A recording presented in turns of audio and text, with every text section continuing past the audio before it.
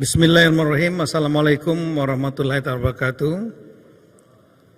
Selamat pagi, salam sejahtera untuk kita semua. Shalom, Om Swastiastu, Namo Buddhaya, salam kebajikan. Yang saya hormati tamu-tamu kehormatan kita, Bapak Dr. Alex Denny, Deputi Bidang SDM Kemenpan-RB. Kemudian saudara saya, sudah lama sekali kenal, Bapak Dr. Ari Ginanjar Agustian.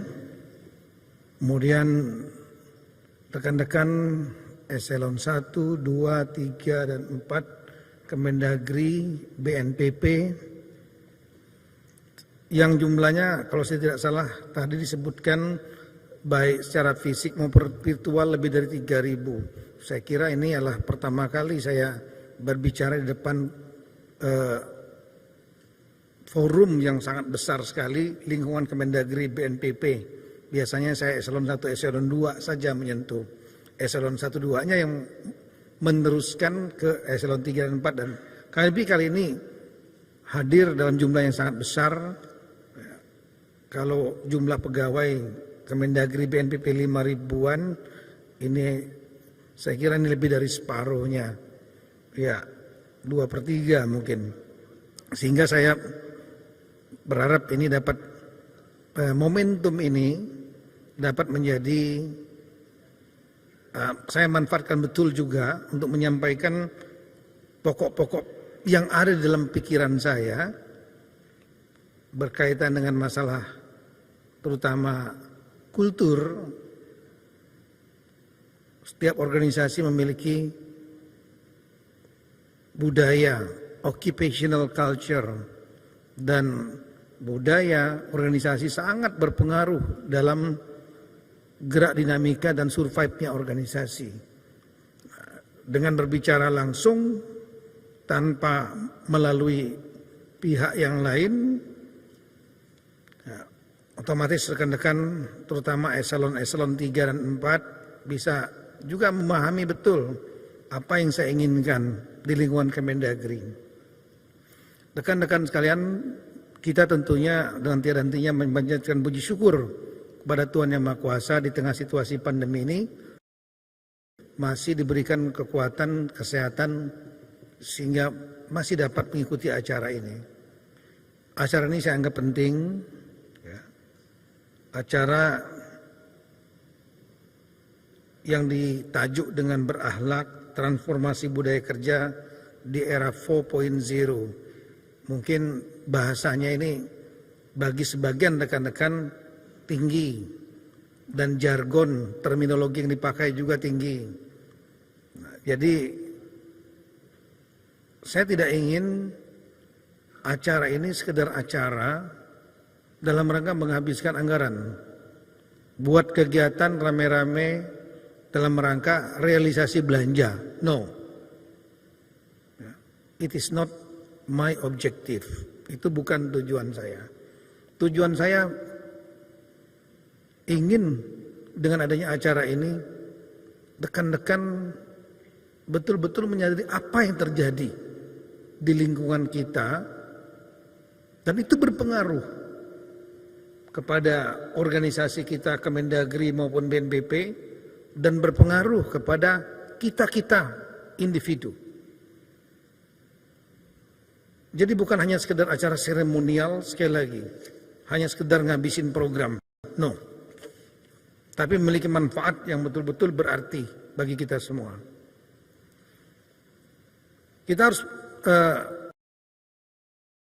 menyadari ya bahwa dunia ini sudah berubah.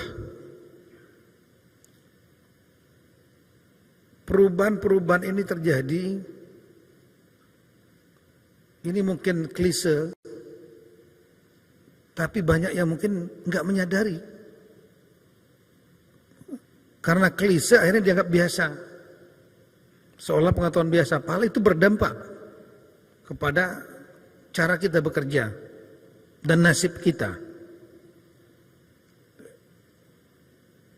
Dua fenomena besar ini pasti akan berpengaruh kepada kehidupan masyarakat, bangsa, negara, Kemendagri, semua komponen, BNPB, semua eselon, dan setiap individu. Yang mulai masalah fenomena globalisasi, yang dulunya dunia terpecah-pecah, nggak tahu orang belahan satu dan belahan yang lain. Sekarang dunia menjadi kampung kecil, global village. Kita berangkat, lihat sendiri. Saya kemarin dinas ke Papua Barat. Setelah itu sorenya sudah malamnya, besok pagi sudah pulang ke sini lagi. Coba zaman dulu, berapa tahun yang lalu, naik kapal putih itu. Seminggu, pulangnya balik minggu lagi. Kemajuan teknologi transportasi membuat dunia ini menjadi kecil. Kemajuan teknologi informasi membuat semua informasi dimanapun berada sepanjang ada jaringan internet, kita bisa terhubung. Yang kedua adalah teknologi informasi ini. Ini nggak main-main. Ini ditulis oleh seorang tokoh dan kemudian betul-betul menjadi kenyataan. Berkali-kali saya sampaikan di eselon 1 2. Jangan main-main dengan tulisan itu. Alvin Toffler dalam bukunya Gelombang Ketiga, The Third Wave, dia menyampaikan bahwa 3 gelombang peradaban yang merubah peradaban manusia semenjak adanya manusia. Dan gelombang itu melakukan revolusi di semua urusan. Revolution in all affairs. Saya belajar tentang militer mulai dari Akmil, waktu kita di Magelang Akabri, belajar di Akpol, belajar di Cisco, di New Zealand, di Australia, selalu keluar bahasa Revolution in Military Affairs, RMA. Revolusi di bidang urusan kemiliteran dengan banyaknya kemajuan teknologi. Tapi juga terjadi kemajuan teknologi merubah revolusi dalam semua urusan, revolution in all affairs. Gelombang pertama itu yang saya sebutkan ketika manusia mengenal cara beternak, bertani, yang dulunya hidup nomaden, berburu, mengambil tanamannya sudah habis, pindah lagi ke tempat berikutnya. Begitu ketemu bertani, beternak, maka timbullah kota, timbullah desa, kampung, dan seterusnya. Itulah perubahan besar pertama manusia. Perubahan peradaban manusia kedua terbesar ketika ditemukan mesin. Kapal layar ya pasti kalah cepat dan kapal pakai mesin. Kuda pasti kalah dengan sepeda motor, mobil, dan lain-lain. Demikian juga ditemukannya pesawat terbang. Semua menjadi lebih mudah. Dan itu dalam urusan militer, revolution in military affairs, yang mana mungkin pasukan berkuda berhadapan dengan pasukan tank. Itu kata orang Madura itu. Kita takut sekali Bapak sama Brimob sama marinir itu. Kenapa? Bagaimana kita pakai arit di sini?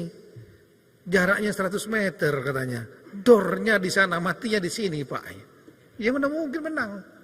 Mau samurai segala macam hebat itu. Yang orang Jepang. Ya, ahli samurai. Ya berhadapan dengan orang yang bawa satu pistol 50 meter, jebret habis. Kira-kira begitu. Nah, Alvin Toffler menyampaikan revolution in all affairs yang merubah peradaban manusia ketika ditemukan teknologi informasi. Dan itu 1980-an dia menulis, dan itu terjadilah sekarang. Itu yang dikatakan oleh Pak, kemarin kita ke Bali, Pak Zudan membuat teks. Apa istilahnya Pak? Ya, public service Dukcapil dalam genggaman Anda. Ya. Public service in citizenship registration in your palm. Palm itu artinya PALM, artinya genggaman Anda. Kenapa? Karena adanya smartphone. Smartphone ini powerfulnya luar biasa. Ini adalah number one friend, tapi number one enemy juga. Kenapa? Karena semua rahasia kita ada di sini.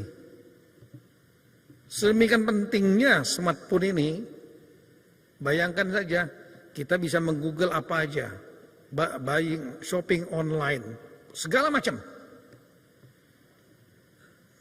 Nggak percaya kalau ini penting. Coba masuk ke toilet, buka, mohon maaf ibu-ibu ya, baju buka, celana buka, yang dalamnya pun buka. Handphone masih dibawa juga sambil nongkrong nyari Google berita segala macam.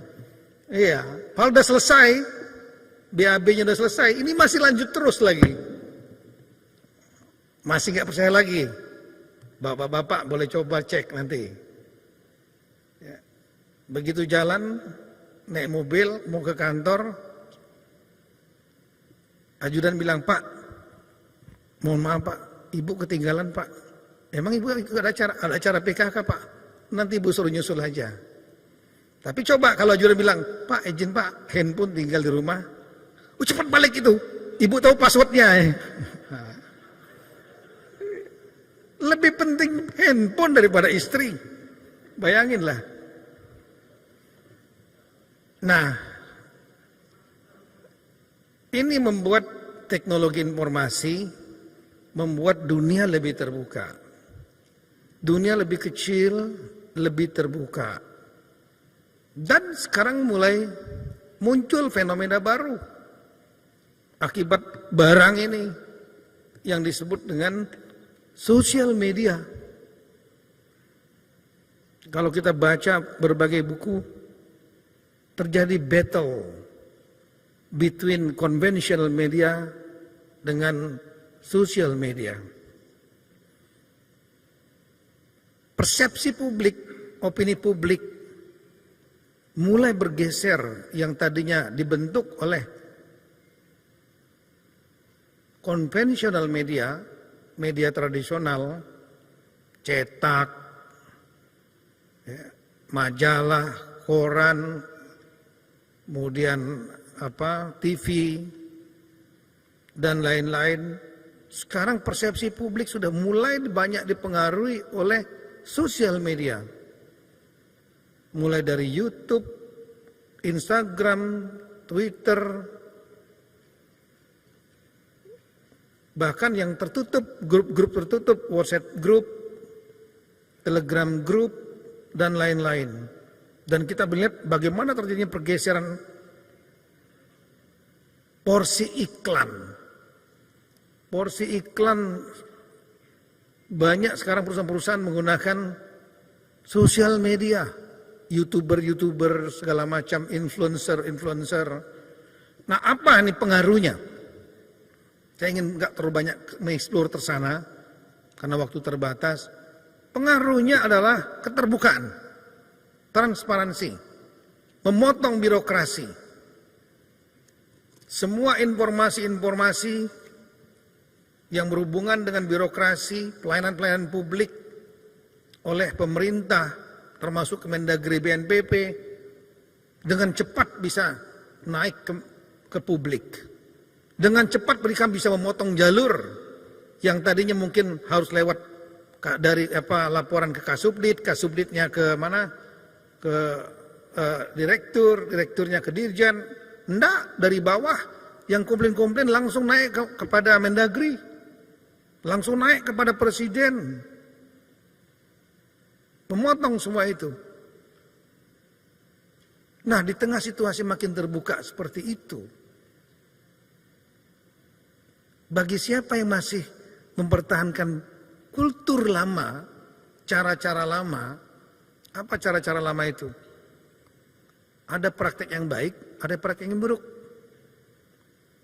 Dan yang paling buruk itu adalah ketika praktek-praktek yang buruk, yang melanggar hukum, tapi karena berlangsung terus-menerus bertahun-tahun, sehingga akhirnya seolah benar. Contohnya di bawah-bawah misalnya, ada yang datang dari daerah, Pak ini, oh gini, itu biayanya sekian, nanti untuk kasubdit saya sekian, nanti untuk direktur sekian, bla bla bla bla. Nganggap seperti itu, praktek itu adalah praktek biasa. Begitu ditegur, ya Pak dari dulunya udah dari tahun-tahun bertahun ya begitu Pak. Nah ini yang harus dirubah. Saya ingin momentum hari ini, saya datang sendiri ke sini, di depan ribuan dari rekan-rekan semua, saya ingin mengingatkan ini. We have to change now. Kita harus berubah sekarang. Karena kita kalau akan tergerus, kita akan menjadi korban. Kita negara demokrasi sekarang ini. Full demokrasi. Bahkan saya mengatakan too open demokrasi. Di tahun 1998 dengan adanya people power yang menumbangkan rejim yang lama, cara-cara lama, kita sudah mengadop open demokrasi dengan segala resikonya. Karena bukan tanpa resiko. Mahathir Muhammad pernah menulis dalam suatu tulisan yang menurut saya menarik di majalah Times. Ketika terjadinya jatuhnya Soviet dan berakhirnya Perang Dingin yang dikuasai oleh Barat dan kemudian terjadi gelombang demokratisasi, Mahathir mengatakan, which one must come first? Demokrasi or welfare? Mana yang harus didahulukan? Demokrasi atau kesejahteraan? Kalau demokrasi diimplan kepada masyarakat yang posisi demografinya masih didominasi oleh low middle class, that is risky. Resiko. Kenapa? Freedom sebagai bagian demokrasi, kebebasan berserikat, berkumpul, kebebasan menyampaikan pendapat, expression, membuat orang bebas untuk berbuat apa saja, ngomong ideologi apa saja, berbicara mau-maunya dia, membuat organisasi-organisasi yang mungkin juga bertentangan dengan prinsip kepancasilaan in the name of freedom, demokrasi. Apa yang terjadi ketika tidak siap? Konflik, baik horizontal antar masyarakat, kembali ke identitas masing-masing, identitas keagamaan, identitas keetnisan, sukuan, itulah yang terjadi dari 98. Dan kemudian konflik vertikal bisa terjadi. Siapapun yang menjabat, semua ingin mencepat ada perubahan. Ini negara besar yang bergerak, yang startnya dari low middle income, ingin menjadi middle and up. Nggak gampang. Potensi konflik bisa terjadi, dan itu terjadi. Kita melihat bagaimana kasus di Poso, di Ambon, di Papua, dan seterusnya. Belum lagi konflik-konflik yang lain. Itu risiko kalau kita mengimplan demokrasi kepada struktur masyarakat yang masih didominasi oleh low middle class karena mereka kurang terdidik dan kurang terlatih dan tidak memahami arti demokrasi. Dan kemudian kedua, selain potensi konflik, demokrasi dapat dimanipulasi oleh para pemegang modal, pemegang media, pemegang informasi, dan lain-lain, pemegang otoritas. Itu yang terjadi. Pilkada-pilkada kan orang-orang milih kan karena bayar. Belum tentu sepenuhnya memilih itu karena pemimpin ini baik. Belum tentu. Nah, kemudian kita melihat juga kalau ingin welfare first, sistem itulah instrumen. Jean-Jacques Rousseau, filsuf Prancis, dia yang sangat terkenal tentang teori pembentukan negara. Kenapa nation state dibentuk? Tujuannya cuma satu, mensejahterakan rakyatnya. Whatever instrument you are going to use, apapun instrumen sistem politik pemerintahannya, it's not really a matter. Bukan satu problem. Tapi yang penting dia mencapai tujuan mensejahterakan rakyatnya dan berkeadilan. Maka sistem-sistem dibuat dari yang otoriter, oligarki, teologi, teokrasi, maupun yang demokrasi. Nah, demokrasi dianggap sebagai jalan terbaik, instrumen terbaik untuk mensejahterakan rakyat. Mahathir memilih we choose the second way. Lee Kuan Yew memilih we choose the second way, welfare first. Maka dia membuat demokrasi yang terbatas. Ketika kemudian kelas menengah mulai membesar, baru kemudian dibuka pelan. Makin dibuka demokrasi, makin open, sampai siap kemudian baru full demokrasi. 98, karena memang situasi psikologi saat itu, kita sudah mengadopsi yang kita sebut dengan open democracy, full democracy, yang ditandai dengan makin kuatnya parlemen dibanding sebelumnya. Dulu mana berani orang anggota DPR berani mengkritik terbuka eksekutif, sekarang kan bebas. Kemudian makin menguatnya media, termasuk sosial media, civil society, isu-isu human rights, itu adalah tanda-tanda dari open democracy. Dan kita sudah memilih jalan itu. Dan kita harus menerima risikonya. Kita harus berusaha mitigasi di tengah-tengah risiko itu. Kalau memang kita mudah-mudahan saja demokrasi ada jalan yang terbaik menuju itu. Meskipun sekarang terjadi fenomena baru. Dilematik dari demokrasi. Mulai muncul beberapa kegalauan atas sistem demokrasi yang ada. Terutama kita berhadapan dengan dua fenomena besar. Yang pertama adalah pertumbuhan ekonomi. Coba kita lihat, beberapa melakukan postulat, pendapat ilmiah. Di negara-negara yang demokrasi, Amerika, Eropa, pertumbuhan ekonomi mereka relatif landai.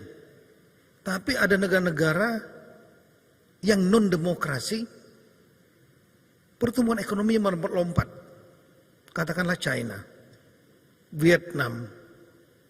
Sehingga mulai terjadi kegalauan atas demokrasi. Kasus pandemi. Di negara demokrasi kita lihat ratusan ribu kasus korban di mana? Di Amerika, di Inggris, di Prancis, di Jerman, Italia, Spanyol, dan seterusnya. Tapi kasus dan kematian di negara non-demokrasi yang kontrolnya kuat, seperti di mana? Di China, very low. Jadi orang mulai mengkorelasikan antara sistem politik dan pemerintahan dihadapkan kepada penanganan fenomena persoalan negara. Nah, apapun juga perdebatan diskursus terhadap demokrasi, apapun juga kita sudah mengadopsi ini. Dan resiko yang harus kita tanggung adalah keterbukaan, transparansi yang saya sampaikan tadi, dan itu berdampak kepada kita semua. Rakyat, kekuasaan di tangan rakyat, demos dan kratos. Demos rakyat, kratos kekuasaan. Ini tolong dipahami betul oleh kita semua. Jajaran Kemendagri, BNPB, bahwa sekarang kekuasaan di tangan rakyat. Dan untuk kita bisa survive, kita memerlukan dukungan rakyat, public legitimacy. Dan memerlukan restu dari rakyat, public consent. Dua hal itu harus pegang. Makanya survei kepercayaan publik, survei ini kenapa? Di negara-negara non-demokrasi nggak perlu itu. Karena survive-nya semua elemen bangsa termasuk Kemendagri, BNPB, bapak-bapak yang menjabat, saya menjabat,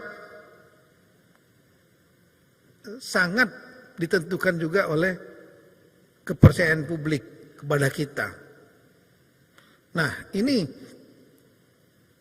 di tengah situasi di mana posisi rakyat kuat mengontrol negara, kita sebagai birokrat yang aparatur sipil negara yang notabene adalah public servant, civil servant, pelayan negara, posisi kita. Itu harus betul-betul kita robah kultur itu sesuai dengan nomenklatur itu, yaitu pelayan rakyat, civil servant. Kalau nggak ada yang suka dengan istilah civil servant yang sudah jadi istilah internasional, ya keluar jadi ASN. Aparatur sipil negara sebagai civil servant, itu bahasa Inggrisnya, bahasa Indonesianya, bahasa Inggrisnya civil servant, pelayan. Maka mindset kita, yang tadi disebut dengan mindset kita, cara berpikir kita yang tadinya amtenar, feodal, sebagai penguasa, betul-betul harus dibalik menjadi melayani. Nah, oleh karena itu saya sudah perubahan mindset dan kultur ini, ya, itu harus dibuat menurut saya melalui dua cara. Cara yang pertama adalah merubah sistem. Dengan adanya teknologi sekarang, informasi, kita gunakan. Keterbukaan yang ada, jangan menjadi musuh. Tapi justru kita balik untuk membuat keterbukaan itu menjadi lebih dipercaya publik. Buat sistem-sistem, dan saya sudah tahu banyak sudah dibuat sistem, seperti misalnya SIPD, Sistem Informasi Pemerintahan Daerah, di mana membuat keuangan daerah-daerah lebih terbuka. Saya paham ini daerah-daerah pada ngeluh. Kenapa? Yang menginput siapa anggaran ini, ketahuan siapa dia. Berapa saldonya per hari di daerah itu, ketahuan oleh kita, oleh Kemendagri. Wah, kalau gini malas jadi kepala daerah. Ya memang risikonya. Kalau enggak usah jadi kepala daerah. Kalau memang targetnya memang mau korupsi. Nah, sama keterbukaan seperti sistem SIPD. Saya memberikan apresiasi, tapi Pak Sekjen betul-betul jalankan itu. Pak Oda membuat sistem e-perda. Fine. Nggak perlu lagi orang datang dari daerah-daerah jauh, mereka dari Papua. Naik pesawat berapa, harus tatap muka. Setelah itu perdanya nanti didiskusikan, nego. Supaya goal. Setelah itu di OTT, KPK, kena. Habis kena ngembet lagi, bukan ngembet, bilang lagi nanti, Pak katanya itu buat Pak Mendagri sekian, tahu juga enggak gitu kan. Bagus perdanya, jadi menghilangkan tatap muka, cukup dengan mengirimkan submit, setelah itu komunikasi melalui internet. Ada Zoom meeting sekarang, ngurangin biaya dan membuat keterbukaan, itu yang dimanfaatkan. Saya paham banyak sekali terobosan, Dukcapil paling banyak terobosannya. Dukcapil yang membuatnya lebih terbuka. Sekarang sudah satu database misalnya, Anjungan Dukcapil Mandiri, tidak ada sentuhan lagi antara warga masyarakat yang mengurus akte kelahiran, kemudian KTP, bahkan perpanjangan KTP. Yang dulu orang harus balik dulu KTP-nya dari Aceh, kembali ke Aceh, berapa biayanya hanya untuk ngurus Aceh saja. Sekarang mereka bisa dicetak di mana saja mereka. Itu luar biasa. Apalagi Pak Zudan sudah mengembangkan ke seluruh dunia, bekerja sama, di mana banyak penduduk Indonesia di Amerika, di Hong Kong, di Saudi, yang mereka bertahun-tahun di Malaysia, nggak pulang, KTP-nya sudah mati. Dia harus memperpanjang, harus pulang ke Indonesia. Belum lagi dikerjain lagi. Rekom ini, rekom itu. Rekom itu kan anaknya izin gitu. Iya, itu duit lagi. Tapi Bapak sudah membuat terobosan dengan online, langsung kepada seluruh kedutaan bisa membuat itu. Sehingga mereka tidak harus berangkat ke Indonesia, ngurangi biaya yang sekian ribu dolar untuk terbang hanya untuk memperpanjang KTP aja. Nah, ini adalah terobosan-terobosan penting. Pak Fatoni, saya terima kasih banyak Bapak membuat kebijakan di tempat Bapak.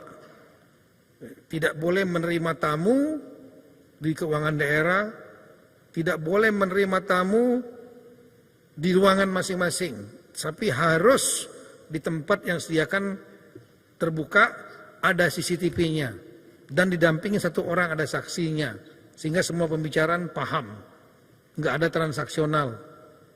Great, saya memberikan apresiasi yang tinggi itu. Kemudian semua dokumen-dokumen yang rawan rentan transaksional itu dibuat sistem filter berlapis, diperiksa oleh Pak Sekjen, diperiksa oleh staf khusus, diperiksa oleh Karo Hukum, sehingga kalau mau orang yang mau main-main transaksional melibatkan banyak orang, kalau melibatkan banyak orang kan gampang terbongkarnya gitu. Nah ini bagus. Ya. Bahkan saya sudah meminta, ini sudah tertulis tadi, komitmen. Saya malah sudah sampaikan Pak Sekjen, tapi sekarang 2 hari lalu, 3 hari lalu. Tapi hari ini saya mau tekankan lagi. Saya minta rekan-rekan pimpinan komponen, para dirjen, ya, untuk rapat dengan para direktur dan para kasubditnya untuk memetakan potensi kerawanan korupsi di subdit siap-siap direktorat dan apa solusinya. Serahkan kepada saya kasih waktu 1 minggu depan. Ya. Nah, dengan duduk saja rame-rame, memetakan potensi kerawanan korupsi di lingkungan masing-masing, duduk saja rame-rame dibahas, itu sudah ngerem itu. Ngerem pasti. Nah ini tolong SN 3 dan 4 pahami. Yang nggak mungkin nyampe, belum saya dengar suara saya. Ketika, udahlah kita ini semua, mohon maaf, akhirnya juga akan kembali kepada Yang Maha Kuasa. Ya, kita tidak tahu waktunya. Bisa 50 tahun lagi, bisa 10 tahun lagi, bisa juga besok, bisa juga hari ini. Saya kemarin mengalami kedukaan, sahabat dekat saya yang cukup lama saya bekerja sama, ya, Semoga Allah SWT mengampuni segala dosa-dosanya dan diberikan tempat layak yang terbaik di sisi Allah SWT. Itu Pak, teman-teman Dijen tahu, Pak Maijen Napoleon, Kabinda Papua yang selalu mendampingi kita di Papua. Siapa yang menyangka? Within minutes, hanya berapa menit, serangan jantung, lagi makan, terus kolaps. Lewat. Ini akan terjadi juga, bukan akan, ini bisa terjadi pada kita. Jadi jangan berpikir, nanti deh saya berbuat baiknya. Enggak lah. Apa yang jabatan-jabatan kita ini semua nggak ada artinya. Apapun juga kekayaan nggak ada yang kita bawa. Ketika kita sudah masuk dalam liang kubur, ya sudah. Yang dibawa hanya amal perbuatan saja. Jadi ya sudah. Amanah yang kita diberikan oleh Allah SWT, Tuhan Yang Maha Kuasa, mari kita jalankan sama-sama dengan baik. Dan saya ini sudah saya sampaikan pada teman-teman, ya, selain merubah sistem, juga adalah merubah perilaku tiap-tiap individu. Sistem sehebat apapun juga pasti ada celahnya. Pasti ada celahnya. Sistem sebaik apapun juga tetap berlaku. The man behind the gun. Senjata sehebat apapun tetap tergantung siapa yang mau pakai. Orangnya. Oleh karena itulah saya membuat program seperti ini, berakhlak ini. Selain memang dari kebijakan dari Bapak Presiden, tapi ya ini memang betul-betul bermanfaat, bukan hanya sekedar program, bermanfaat untuk kita semua. Buat apa? Buat ngerem. Kita masuk kubur, kita nggak tahu kapan. Makanya doalah terus. Saya juga selalu berdoa yang sama. Ya Allah, hamba mohon padamu di sisa hidup ini, ampunilah segala dosa-dosa saya, dan berilah kesempatan saya menebus dosa saya, mengumpulkan amal pahala sebanyak-banyaknya, sehingga ketika engkau wafatkanlah dalam keadaan husnul khotimah, engkau selamatkan dari azab kuburmu, dan engkau masuk ke dalam surgamu. Mudah banyak pengalaman kita melihat orang yang pejabat tinggi-tinggi segala macam, hebat-hebat, pangkatnya bintang 4 kayak masuk ke kubur sama aja dengan tukang sapu. Enggak ada bedanya. Coy namanya, nama baik. Nah itu rekan-rekan sekalian, makanya saya menganggap bahwa program-program ini penting. Nah kenapa saya pilih yang berakhlak ini? Pak Ari Ginanjar, Pak Alik Deni, karena apa yang disampaikan beliau selain memberikan motivasi, pencerahan, mengerem kita untuk berbuat yang tidak baik, ya, merubah kultur kita tadi, merubah cara berpikir kita tadi. Kalau nggak tergilas, percayalah akan tergilas. Siapa yang masih mau main-main di tengah keterbukaan seperti ini, kawan-kawan bisa saling lapor loh. Antar rekan-rekan itu, saya mengerti. Saya pernah memimpin Polri yang jumlahnya 450.000. Lebih dari satu negara Brunei. Terjadi kompetisi antar rekan-rekan.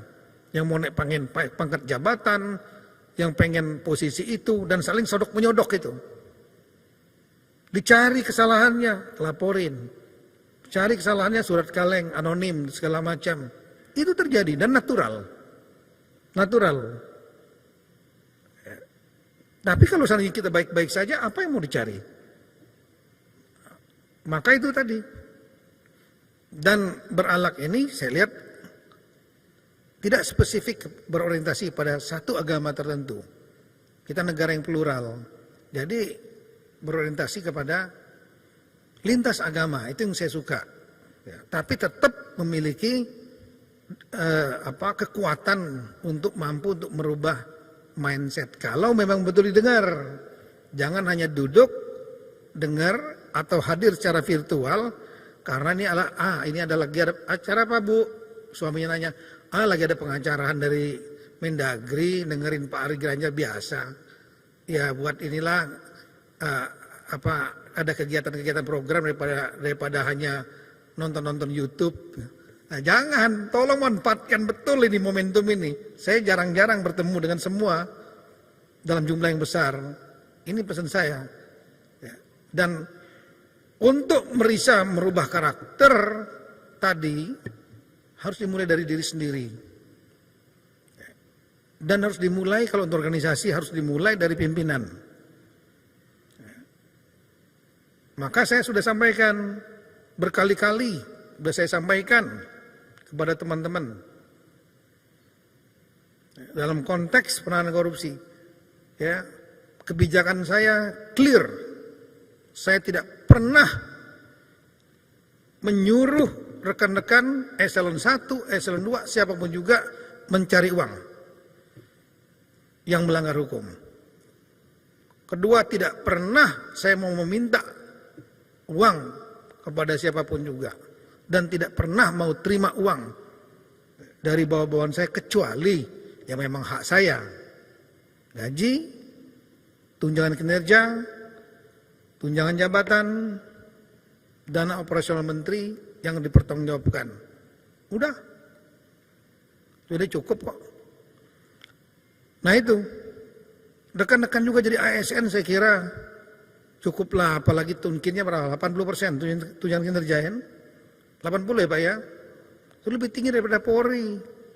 Saya waktu Asrena Kapolri 33% Polri itu.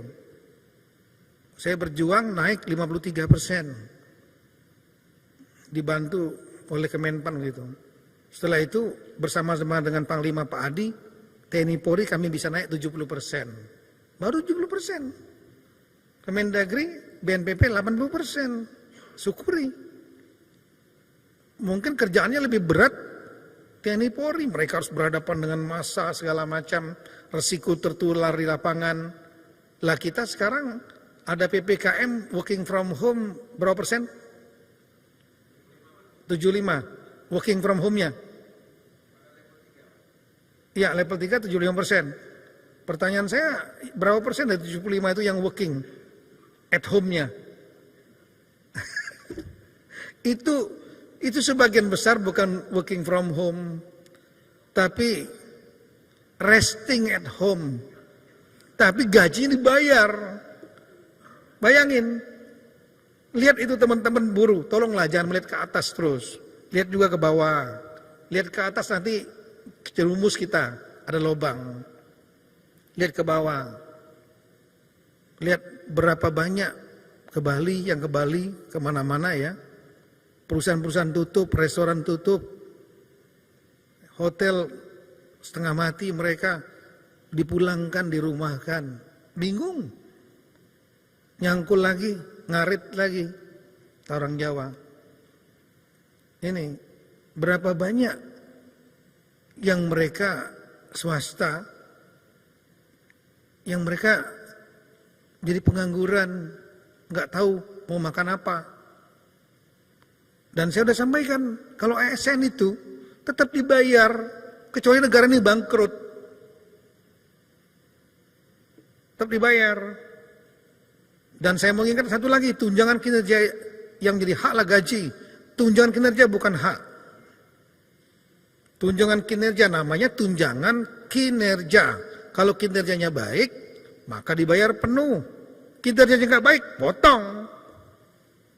Itu adalah tunjangan kinerja adalah hak pimpinan untuk memberikan berapa banyak, tapi topnya ya itu adalah 80%. Tapi kalau seandainya kurang masuk juga enggak, buat produknya enggak pernah, bolos terus, nggak usah dikasih tunjangan kinerjanya. Nah ini, jadi tolong rekan-rekan jangan melihat ke atas terus, lihat ke bawah juga. Masih banyak yang jauh lebih susah pada kita. Paling nggak saya lihat di Kemendagri ini nggak ada yang kurus kering karena nggak makan. Iya, Pak Gianyar boleh cek tuh, rekan-rekan dirjen boleh lihat belakang. Rata-rata kan klimis-klimis semua kan di sini kan. Iya. Artinya apa? Makan cukuplah. Kebutuhan dasar. Cukup. Dan selalu saya sampaikan, tolong syukuri betul. Jadi pejabat pegawai di Kemendagri, kementerian salah satu yang tercantum dalam konstitusi, cuma 3. Mohon maaf itu Pak Deputi Menpan, ya, tanpa mengecilkan yang lain, saya sengaja untuk membesarkan hati. Dalam konstitusi hanya 3, yaitu Kemendagri, Kemenlu, Kemenhan, yang disebutkan triumvirat. Tidak ada di negara di luar negeri yang tidak ada Kementerian Dalam Negeri. Yang nggak ada Kementerian Perairan mungkin nggak ada, ya karena tanahnya memang nggak ada airnya seperti Mongolia. Tapi kalau Kementerian Dalam Negeri semuanya ada. Minister for Home Affairs. Coba cek seluruh dunia Google, pasti ada semua. Untuk ngurusin internal. Ya. Nah jadi, syukuri. Kita lah satu kementerian yang ada konstitusi. Dan syukuri. Kenapa? Kantor utama itu hanya 2 gedung dari istana. 2 gedung dari istana, itu gedung istana, wakil presiden, Mahkamah Agung, Kemendagri sebelahnya. Jadi kalau ditanya, itu memberikan status sosial yang lebih daripada sekedar uang. Status sosial. Rekan-rekan, Bang, di mana? Oh itu saya kerjanya Kemendagri. Anak saya kerjanya di Kemendagri. Bangga. Oh di mana kantornya? Sebelah Istana Presiden. Oh, kan enak itu dengarnya itu. Iya. Karena saya pernah kerja di BNPT. Deputi dan kepala BNPT. Ditanya, apa itu BNPT? BNPT aja nanya. Badan Nasional Penanggulangan Terorisme. Kantornya di mana? Nah, di Sentul. Sentul itu di mana ya? Gitu. Masih ditanya Sentul di ujung sono. BNPT. Tapi tadi kalau rekan-rekan kan mau keren dikit ngomongin jangan di Monas. Di mana kantornya Kemendagri? Sebelah istana. Nah, gitu. Kan keren dikit. Status sosial yang nilainya lebih daripada uang. Nah ini, jadi tolong betul-betul momentum ini rekan-rekan, ya, jadikan momentum kita semua untuk introspeksi. Semua kita semua manusia ini tidak ada yang nggak punya aib. Apalagi ASN. Saya kira 99,9% pasti punya salah. Pasti punya aib. Maka yang sudah punya aib, ada yang bermasalah, jangan untuk dijelek-jelekkan. Kenapa? Kita semua punya aib, tinggal Allah membukakan aib itu atau tidak. Makanya selalu kita minta ampun kalau kita sudah memiliki aib. Dan mohon minta kepada Allah supaya tidak dibukakan aib kita. Tidak usah menjelekkan orang lain. Yang lain yang sudah bermasalah, biarkanlah dengan masalahnya. Kita doakan mereka yang terbaik juga. Yang kita punya aib, stop. Mari kita benahi diri masing-masing. Karena ini menyangkut bukan, kalau ada masalah bukan menyangkut diri sendiri, keluarga, dan juga nama institusi kita. Kemendagri, BNPP menjadi buruk. Kita harus jaga sama-sama marwah ini. Marwah ini gak bisa dijaga oleh Mendagri sendiri, gak bisa. Satu personel di Kemendagri berbuat yang kurang bagus dan terekspos di publik, itu sudah mencoreng semuanya. Saya selalu menyampaikan ke beberapa teman-teman eselon 1, kalau diajak berbuat buruk, kita jadi safety player. Cari aman. Ketika diajak berbuat buruk. Ketika untuk berbuat baik dan itu demi kepentingan orang banyak dan kita yakini itu benar, kita harus menjadi risk taker. Mengambil risiko. Kalau dicopot karena risiko itu dan prinsipnya benar, kita dicopot terhormat. Kira-kira itu. Yang terakhir yang saya sampaikan, mohon maaf mungkin terlalu panjang nih Pak Ari, Pak Alek. Mohon maaf sekali lagi Bapak, karena saya baru kali ini Pak, sekali lagi berbicara dengan komunitas Kemendagri BNPB dalam jumlah yang sangat besar ini Pak. Setelah 2 tahun 4 bulan menjabat sebagai Mendagri, ini saya tertarik sedikit memang dengan judul Pak Ari Ginanjar tentang ASN beralak menuju Indonesia Emas. Menuju Indonesia Emas ini, rekan-rekan sekalian, nanti kita dengarkan juga Pak Ari Ginanjar, tapi di pandangan saya, ini bukan sesuatu jargon semata. Bukan sesuatu yang dream, hanya sekedar mimpi. Ini adalah sesuatu yang kalau dilaksanakan dengan benar, maka Indonesia menjadi negara kekuatan yang dominan, itu Indonesia Emas itu, negara dominan, itu benar akan terjadi. Berbagai survei internasional, mulai dari McKinsey, Gallup International, World Bank, semua memiliki trajektori prediksi yang sama, yaitu Indonesia akan menjadi kekuatan dominan keempat di dunia di tahun 2045. Kenapa bisa ini terjadi? Kita di dunia inilah anarki. Tapi pengertian anarki sering salah gunakan, disalah persepsikan maksud saya. Di pikiran kita kalau anarki itu kekerasan, no. Dalam bahasa Inggris anarki itu artinya terjadinya ketidakteraturan karena tidak ada one single compelling power yang mengatur. Jadi ketidakteraturan, ya, a state of disorder because lack of a single compelling power to regulate. Jadi tidak adanya satu kekuatan yang mengatur, yang memiliki kekuatan daya paksa mengatur, maka itulah namanya anarki.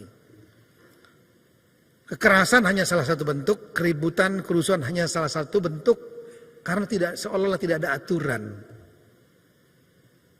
Nah, dunia kita adalah anarki politik nasional. Kenapa? Karena tidak ada one single compelling power yang mengatur dunia. Tidak ada raja dunia. Tidak ada presiden dunia. Apakah PBB itulah one single compelling power? No, dia tidak memiliki kekuasaan memaksa. Orang mau jadi anggota PBB boleh, mau enggak juga enggak apa-apa. Gitu. Kita pernah keluar, Sekjen PBB bukan presiden raja dunia. Dia adalah kepala lembaga multilateral. Karena yang ada adalah nation state, negara bangsa. Ada yang berbentuk kepala negaranya presiden republik, ada kerajaan raja, ada kesultanan, ada yang prime minister, kepala pemerintahannya. Yang ada adalah nation state. Kepala nation state ada, kepala raja dunia tidak ada. Karena anarki, maka yang terjadi adalah pertarungan, struggle untuk saling mendominasi. Kenapa perlu mendominasi? Karena siapa yang bisa mendominasi, dia bisa mengimpos agenda-agendanya. Agenda politik, ekonomi, keamanan, apapun, termasuk agenda budaya misalnya. Siapa yang terdominasi, dia akan kehilangan identitas lama-lama. Ekonomi tergantung, pertahanannya tergantung, budayanya juga terkooptasi hilang. Contoh aja yang paling gampang sekarang misalnya. Anak-anak kita tanya, tahu nggak Batman? Tahu?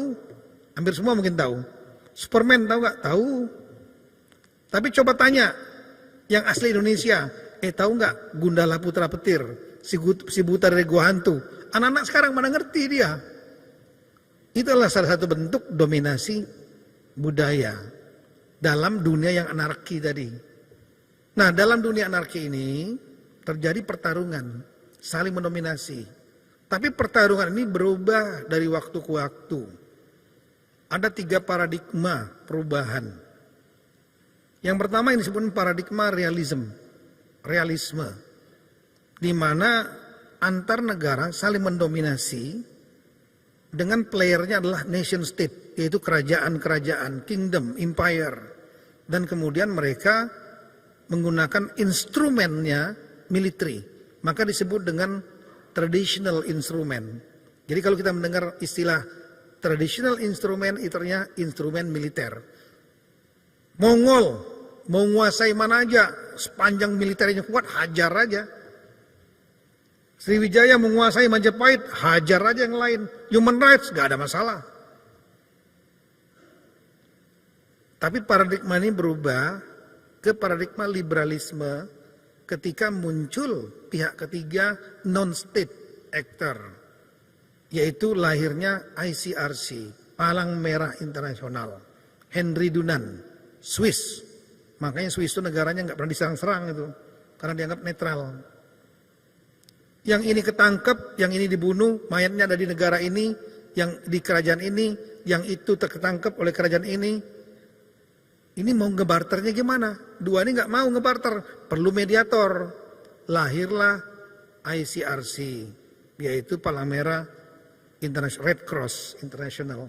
Nah ini lahir pertamanya non-state actor, yang dia memiliki kekuatan, lama-lama seimbang dengan state actor.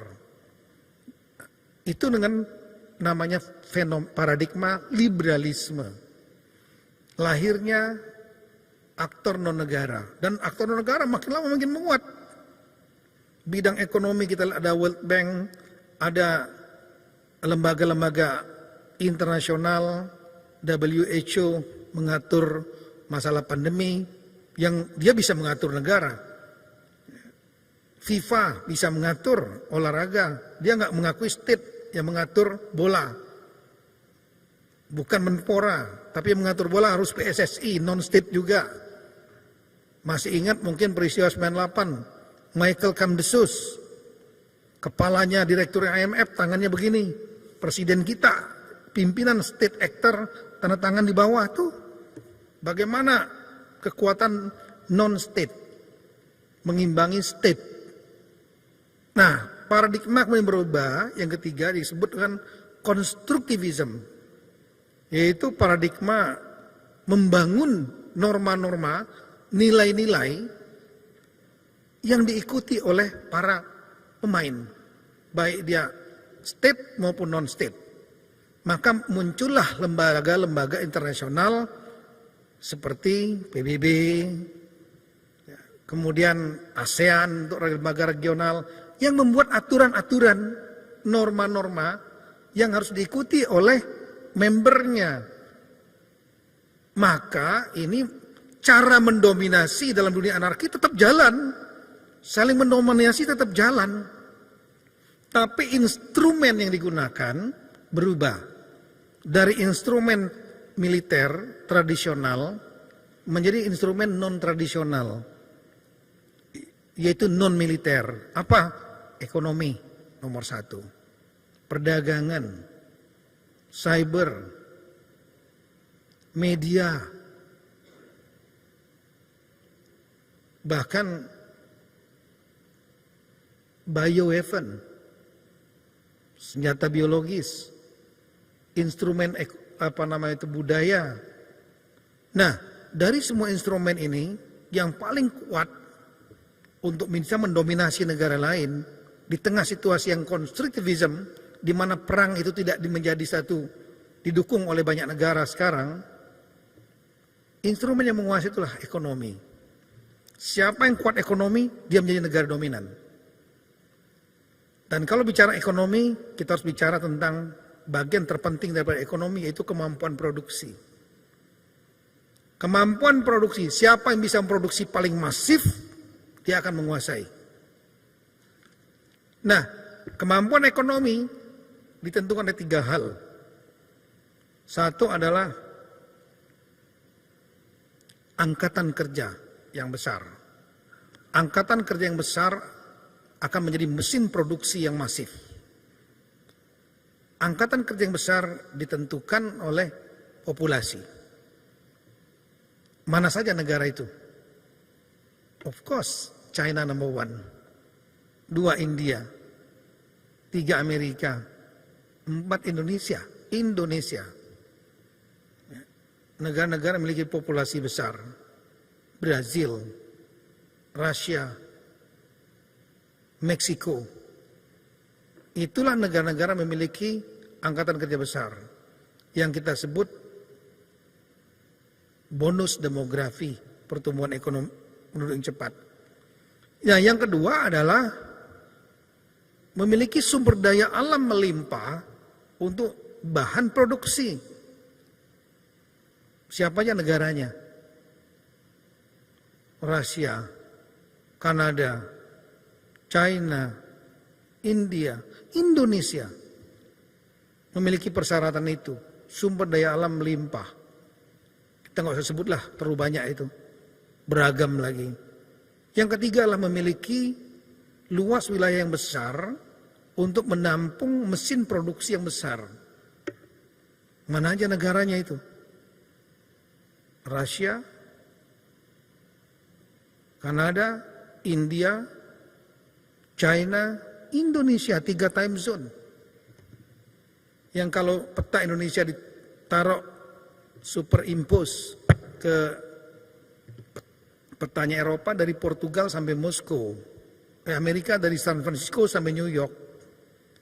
Nah, dari 3 persyaratan itu, Indonesia memiliki semua itu dan gak banyak.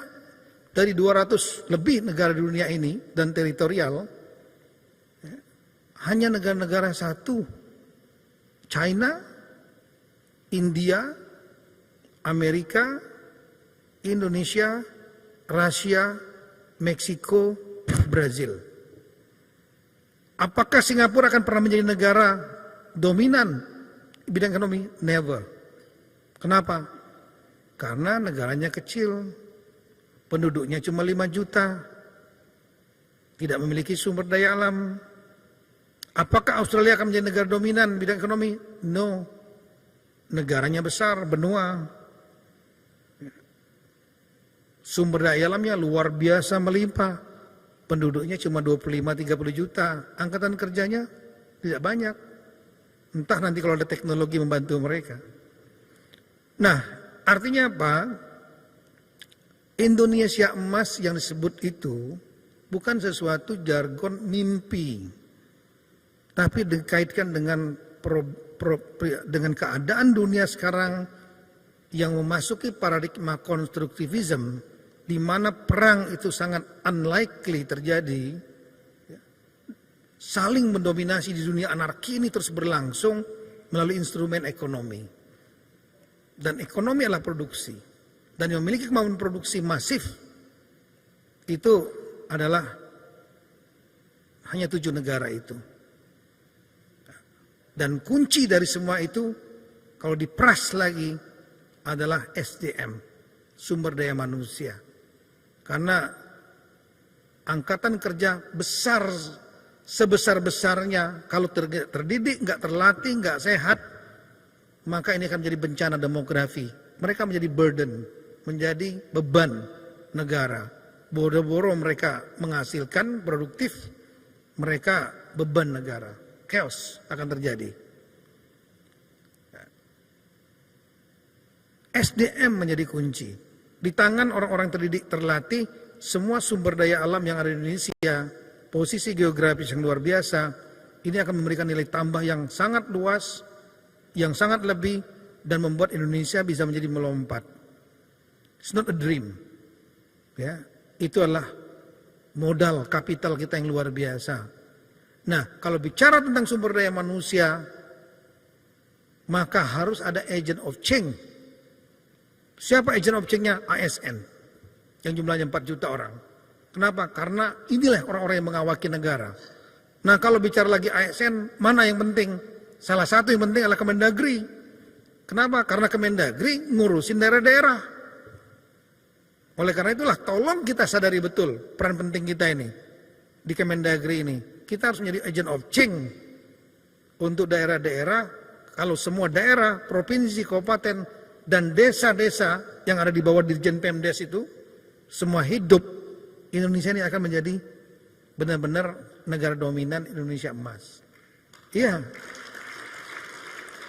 It's not a dream, saya bilang tadi, it's not a dream. Ini yang memprediksi banyak, bukan lembaga ecek-ecek, kaleng-kaleng kata Pak Batiar.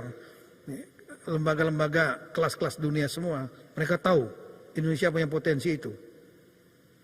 Asal bisa dikelola dengan pas. Kita berharap Indonesia bisa mencapai itu. Dan kita bekerjalah semampu kita, anak cucu kita yang akan menikmati. Saya kira itu, mohon maaf kalau terpanjang. Ya, mudah-mudahan momentum ini bisa membuat ada perubahan mindset, culture, dan semua pihak, semua orang melakukan introspeksi. Ya. Sekali lagi, jadilah safety player kalau diajak buat buruk. Jadilah cari aman kalau diajak berbuat buruk. Jadilah risk taker, berani untuk ngambil risiko ketika yakin itulah bentuk untuk kebaikan. Sekian, terima kasih. Semoga Allah SWT memberikan kemudahan, bimbingan, petunjuk, dan pertolongannya kepada kita semua. Assalamualaikum warahmatullahi wabarakatuh. Waalaikumsalam warahmatullahi wabarakatuh.